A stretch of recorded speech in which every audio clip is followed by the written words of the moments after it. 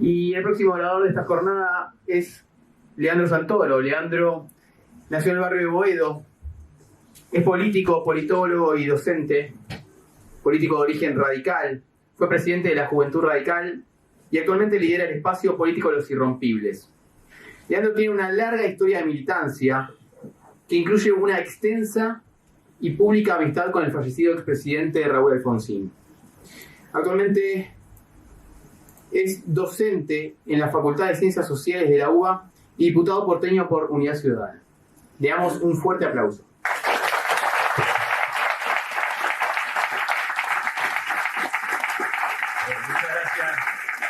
Muchas gracias por la invitación. Una aclaración, ahora estoy dando clases en el programa UBA 22, que es de contexto de encierro. Yo doy clases en la cárcel de Seiza para mujeres este cuatrimestre y no doy más clases en sociales. Bueno, a ver, ¿cuándo tomo yo conciencia, o por lo menos conocimiento, de la idea de la renta básica universal?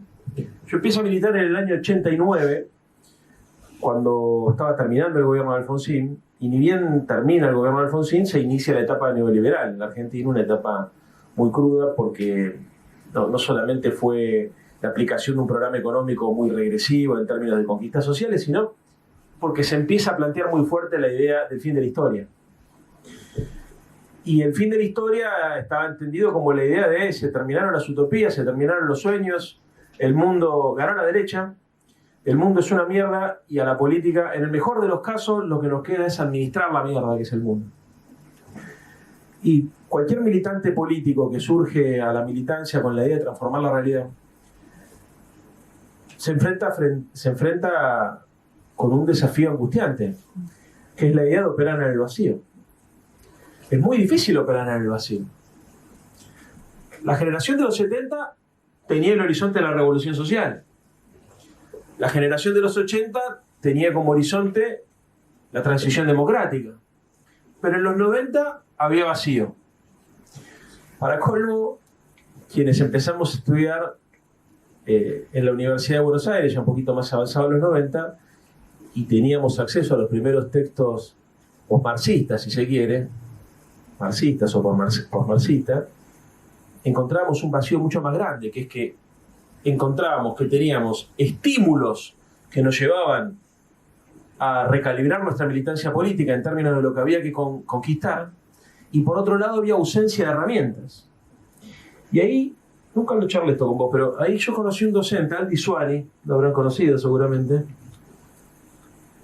que era asesor del radicalismo, un hombre muy cercano al radicalismo, hace mucho tiempo que no hablo con él, seguramente. Creo que ha girado hacia posiciones más conservadoras últimamente, como la mayoría de mis ecorreligionarios, pero que me trae como inquietud la idea de la renta básica universal.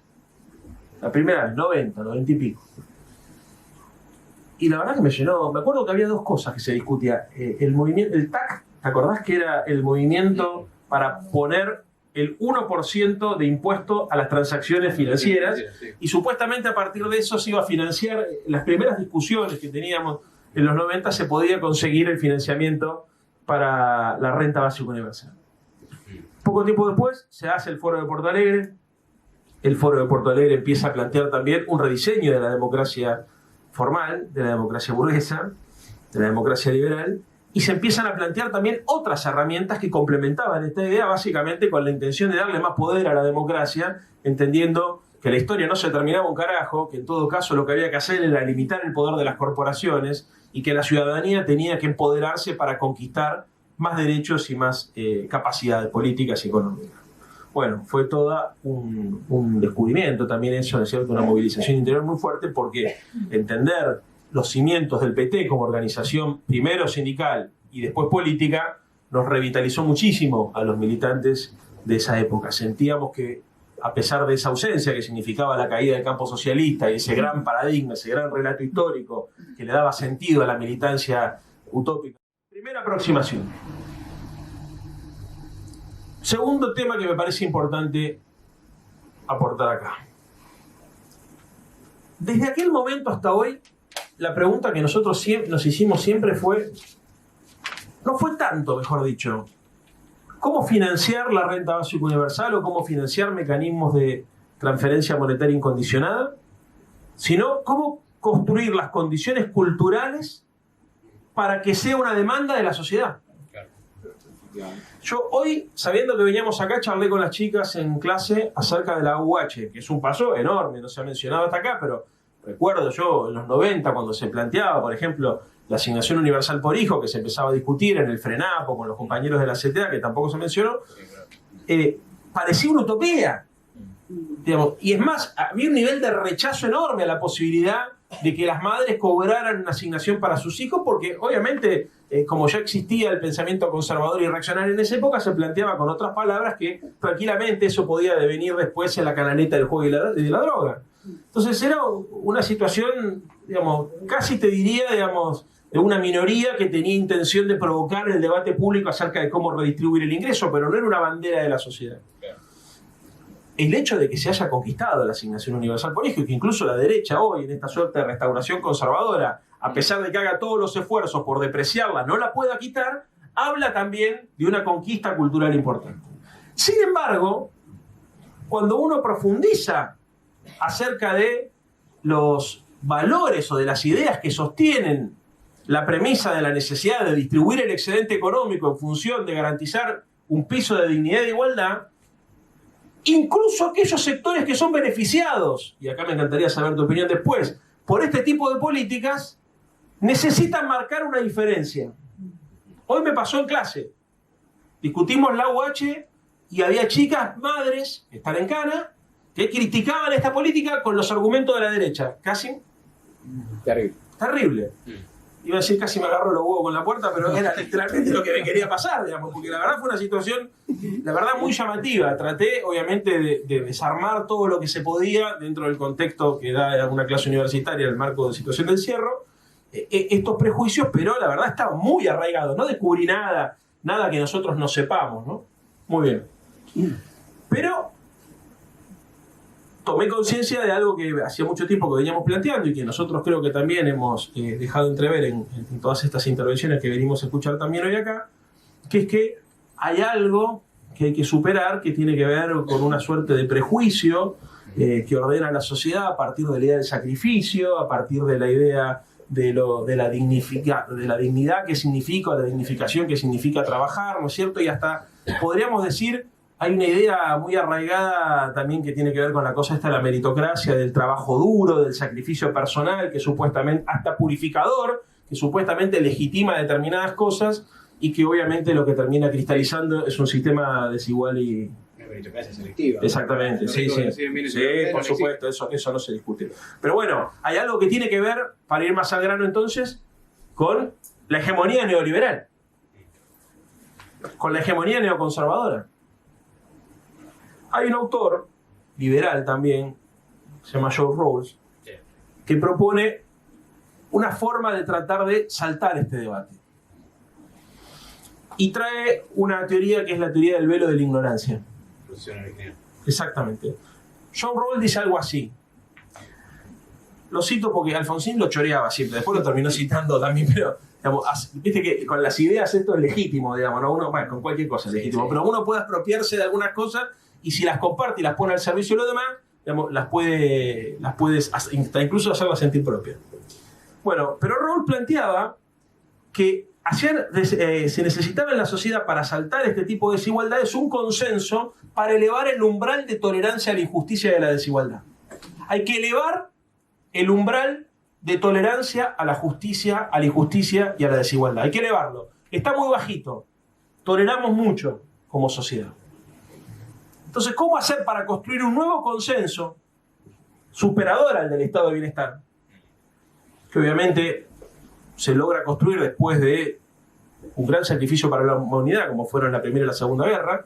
Bueno, sin esas pérdidas de vida humanas, ¿cómo construir un nuevo consenso social que permita redistribuir el excedente, que permita redefinir las relaciones de poder en la sociedad? Porque cuando estamos hablando de renta básica universal, estamos hablando de repartir el poder. Y en definitiva, el problema no es tanto económico, sino tiene mucho que ver con el peligro que sienten las élites dominantes a la pérdida de estatus, ¿no? La idea del miedo a la libertad, y mucho más la idea del miedo a la libertad del otro. Entonces Rawls dice, bueno, habría que organizar la sociedad a partir de una premisa. que uno tuviese que participar del debate acerca de cómo se redistribuyen los bienes, los servicios y el excedente económico sin saber cuál va a ser la posición que a vos individualmente te va a tocar en esa sociedad. Porque si vos sabés que tu papá es portero, vas a tener una opinión. Y si sabés que tu papá es ministro de Economía, vas a tener una posición distinta. Entonces, participemos de este debate poniendo un velo que nos haga ignorar acerca de la posición que individualmente nos va a tocar a nosotros para ver como sociedad qué tanto estamos dispuestos a bancar el grado de desigualdad y de injusticia que estamos tolerando. Y a mí esto como idea también me pareció muy potente y muy poderosa, porque uno ha sostenido desde hace mucho tiempo algunas ideas que tienen que ver con la ampliación de la libertad, con la búsqueda y la persecución de la igualdad y de la libertad al mismo tiempo, y ha encontrado rechazos no solamente en aquellas personas que gozan de posiciones de privilegio, sino también ha encontrado rechazo en aquellas personas que están en una posición de subordinación. Y esto es muy difícil de desarmar. Entonces, bueno, cualquier argumento de carácter racional que contribuya a poder desmantelar, o por lo menos, como nos gusta decir a nosotros, a generar crisis en el sentido común, que la gente se pregunte acerca de si lo que está sosteniendo es correcto, es incorrecto, es justo, es injusto, le conviene o no le conviene, es un avance en esta dirección. La derecha ha hecho un trabajo muy interesante en este sentido, porque no solamente ha logrado alto grado de eficacia en esto de construir un modelo de sociedad con altos niveles de desigualdad, sino que además ha logrado que el objeto de debate, tal vez el más importante, pase a un segundo plano. Porque fíjense ustedes el mecanismo que utilizó Macri y Cambiemos en los últimos años para tratar de ganar consenso. Instaló la bandera de la pobreza cero. De hecho, cuando le preguntaban a Macri acerca de cuál era la medida con la cual él quería que se juzgue a su gobierno, antes de decir que iba a bajar la inflación, decía que quería que se lo juzgue por su capacidad para bajar la pobreza. Y a nosotros nos llamaba mucho la atención, porque decíamos, hijo de puta, qué capacidad, qué cinismo, ¿no? Porque al principio decíamos, bueno, los conservadores se llaman Cambiemos, ¿no es cierto? Estos que bancaron toda la vida las dictaduras son la revolución de la alegría. Es lógico que dentro de esta lógica del cinismo planteen la necesidad de terminar con la pobreza. Sin embargo, nos dimos cuenta que no era solamente una actitud cínica o para empatizar con una parte de ese electorado flotante que puede ir de un lado al otro. Había una intencionalidad manifiesta, que era evitar la discusión sobre la riqueza. Ellos no querían que se discuta la riqueza, y mucho menos la desigualdad. ¿No? Nosotros solemos decir, la pobreza es un subproducto de la desigualdad. Para terminar la discusión sobre la desigualdad, hay que empezar con la discusión sobre la riqueza, con cómo se produce la riqueza, cómo se redistribuye la riqueza, qué legitima la riqueza, qué legitima la propiedad, qué regímenes de propiedad son aceptables, si es uno solo, si pueden convivir varios, etc. Con lo cual creo, honestamente, y creo que hay algo acá en la derecha latinoamericana que está muy claro, ¿no? El intento de evitar que se discuta esto, evitar que se discutan los privilegios. Llegan al cinismo, hoy se los contaba a las chicas, de invertir la pirámide social, con ese famoso dibujito que hace Sica en el Ministerio de la Producción, para sostener que la minoría que trabaja le mantiene los privilegios a las mayorías que viven del Estado.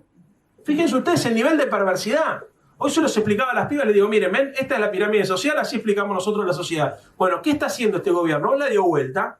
Entonces, ¿quiénes son los privilegiados? ¿Los banqueros, los terratenientes, los tenedores de bonos de la deuda externa? No.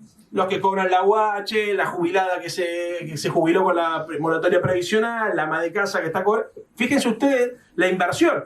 Hay un problema, no solamente en términos de la capacidad de construir sentido común, sino también de la falta de resistencia a este tipo de locuras. Espere que no puedo yo me disperso mucho. Ustedes siéntese.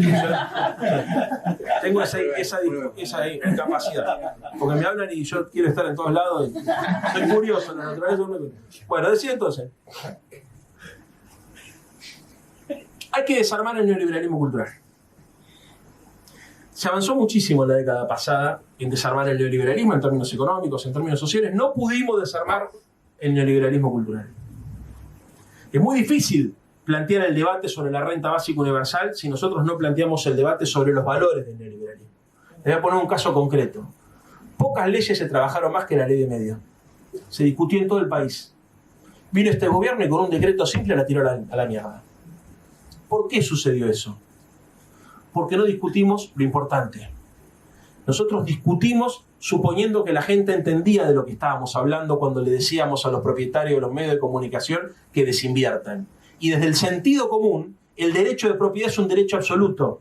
Y pedirle a un empresario exitoso, que es exitoso porque logró acumular muchos medios de comunicación, que se desprenda de esos medios de comunicación, en el sentido común neoliberal, es un sinsentido. Entonces, lo que nosotros teníamos para proponerle a la sociedad estaba inconcluso en términos de la comprensión profunda. No se trataba solamente de evitar que los grandes empresarios de los medios de comunicación abusen de posiciones monopólicas o dominantes para meternos porquerías en la cabeza. Se trataba de poner en cuestionamiento el derecho de propiedad como derecho absoluto. Hay otros derechos que son también importantes, incluso más importantes, como el derecho a la vida. Bueno, la pifiamos, porque vino Macri, sacó un decreto y lo que decía recién, lo más triste, no pasó nada. No pasó nada. Entonces, ahí hay dos problemas. La eficacia de ellos y la dificultad que tenemos para reaccionar frente a este tipo de injusticias, naturalizando lo que no debe ser naturalizado. Entonces, hay que entender que ellos, el neoliberalismo, antes de ser un proyecto económico, es un proyecto cultural. ¿Me quedan 5 minutos? Perfecto. ¿Cómo desarmamos el neoliberalismo cultural? En primer lugar, yo creo que hay que entender que esta es una discusión de valores. O sea, se arranca en la discusión de valores, se complejiza el debate cuando se discuten ideas, se hace más complejo y más sofisticado cuando discutimos política y en definitiva terminamos discutiendo programas de gobierno. Pero no arrancamos discutiendo programas de gobierno, arrancamos discutiendo valores. Total. Si nosotros no somos capaces de generar crisis en la estructura de valores de la hegemonía neoliberal, no podemos llevar adelante ningún programa de esta naturaleza. En segundo lugar, nosotros no podemos definirnos por lo que no somos. Uno de los problemas de la década pasada fue que nos definíamos como post-neoliberales en toda América Latina. Nos costaba afianzarnos en el sí, nos afianzábamos en el no. Y construir un sueño colectivo es algo más que rechazar lo que existe. Sin rechazar lo que existe no se puede construir nada, pero solamente rechazando lo que existe tampoco se puede construir una contracultura que logre poner en crisis el modelo de sociedad anterior y que logre fundar un nuevo sentido común. Entonces, construir un nuevo sentido es sin duda el desafío que tenemos por delante. Para construir un nuevo sentido necesitamos que nos asistan del pasado algunas experiencias históricas recientes. Digo, en principio, me parece que es imprescindible militar la rebeldía. Imprescindible militar la rebeldía. En segundo lugar, algo en relación a la corrupción. Yo hace 30 años que hago política y vivo en un departamento de un ambiente y soy diputado de la ciudad. No lo digo para que me aplaudan. ¿Saben qué? Hay que aprender, no, porque ahí lo importante es el valor que le damos a la guita. No, es claro, lo importante es el valor que le damos a la guita. Yo te aplaudí porque eso lo planteé en la última reunión, la contracultura. Bueno. Lo dije, medio que no se interpretó bien. Gracias por lo que has hecho. ¿A qué vamos con Y esto? eso que soy peronista. Sí, está bien. Sí. A mí los radicales no me quieren más, me abrazan los peronistas por la calle. Así que no todos los peronistas somos ladrones, pero que la mayoría son ladrones del peronismo. No, bueno, porque es el partido más grande, por eso nada más. Igual si conocieras a los radicales, sabés la sorpresa que te llevaría. Pero vamos para otra cosa. A lo que iba es a lo siguiente. Tal vez la izquierda latinoamericana le da poca bola a Pepe Mujica. Y yo entiendo alguna crítica que se hace al mujiquismo. Porque muchos dicen, claro, que un presidente diga que puede vivir con un salario bajo, te tira para atrás la paritaria de todos los estatales, por ejemplo, ¿no es cierto? Entonces, no conviene de que andar diciendo por ahí, yo vivo en un rancho con un perro que tiene 3 patas y ando en un escarabajo del 62. Y lo entiendo. ¿Eh? Sí. ¿Qué dice Pepe? Que me parece que es para rescatar. Que el problema es la mercantilización de la sociedad. Y el problema es que nosotros estemos demasiado atados a las cosas materiales. Pepe plantea, y para mí en este sentido es sin duda el político latinoamericano vivo más importante en términos del mensaje filosófico que tiene para proponer. En términos de la visión política y de Estado, para mí es Cristina la número uno, pero en términos del mensaje filosófico, el Pepe tiene mucho para decirnos, porque dice, claro, que la derecha robe no genera grandes contradicciones, porque ellos hacen de lo material, de la mercancía, del dinero, su razón de ser. El problema con la corrupción de la izquierda es que para nosotros lo material y el dinero no tiene que determinarnos como personas. Es más, dice, para realizarnos como seres humanos tenemos que entender que las cosas no se compran con dinero, se compran con tiempo, con el tiempo que nosotros utilizamos para conseguir ese dinero que nos permite después malgastarlo en comprar pelotudeces que no nos sirven. Pero si no somos capaces de cuestionar la clave, y yo lo digo como él dice, yo no soy ¿cómo es que el filósofo este que andaba que era pobre? Diógenes, ¿no? Diógenes. Sí. Bueno, dice, yo no soy, dice, no quiero andar haciendo... sí, pero no, Sócrates. No. Dice, yo no quiero... Sí, dice, yo no quiero andar haciendo por ahí apología de la pobreza, porque no es mi idea. Yo tampoco, yo lo miro al Pepe, o sea, la verdad, me gusta vivir bien como nos gusta vivir bien a todos, pero tengo claro, hay algo que es, porque es muy importante esto, y con esto termino, juro. Cuando uno hace un discurso de esta naturaleza, lo primero que hacen es te buscan las contradicciones. Si tenés ropa de marca, si usás iPhone, es lo primero que hacen los boludos. Como si nosotros estuviéramos cuestionando si ellos tienen libros, ¿no es cierto? No hacemos esas cosas, pero ellos lo hacen.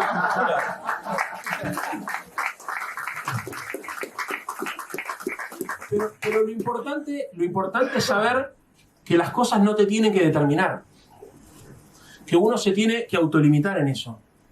Y nosotros no podemos construir una contracultura si no ponemos en crisis también el corazón del modelo, que es que una persona se realiza en función de las cosas que logra acumular en la vida. Y que una persona solamente es por lo que tiene. Entonces, es muy difícil para la izquierda latinoamericana tratar de construir un discurso que mientras trata de aumentar la capacidad de consumo de las personas, al mismo tiempo y de forma simultánea, cuestiona el consumismo. Porque lo que no se puede permitir es que el horizonte de vida de nosotros sea construir una sociedad de consumo. ¿Que tiene que haber consumo? Obvio. Que necesitamos incluso instalar la idea de que hay que ensanchar la demanda agregada y por eso es necesario el ingreso universal para que los empresarios y los garcas de este mundo tengan aquí inventarnos sus boludeces. Obvio también. Ahora, no creamos nosotros que nos realizamos como seres humanos en función de la cantidad de bienes materiales que logramos acumular. Sepamos, fundamentalmente, que el sentido de nuestra existencia y el sentido de nuestra militancia pasa por hacer cosas que nos trascienden y que esencialmente tienen que ver con los valores y los bienes públicos que no se tocan. A mí me gusta Las Viejas Locas, justamente Las Viejas Locas, una canción muy linda que dice que a él le gustaban todas las cosas que no se tocaban. Así que, bueno, terminó para el orto, Piti, pero la verdad que lo tengo ahí también de alumno. Pero no está de alumno, pero está en la cárcel. Pero lo más importante que tengo para decir es esto. Si nosotros no ponemos en crisis esta idea, si no logramos poner en crisis la mercantilización de la sociedad, poner en crisis la sociedad de consumo y no logramos independizarnos de las cosas, sin vivir para acumular cosas, va a ser muy difícil que derrotemos el neoliberalismo cultural y mucho más difícil que logremos instalar la asignación universal.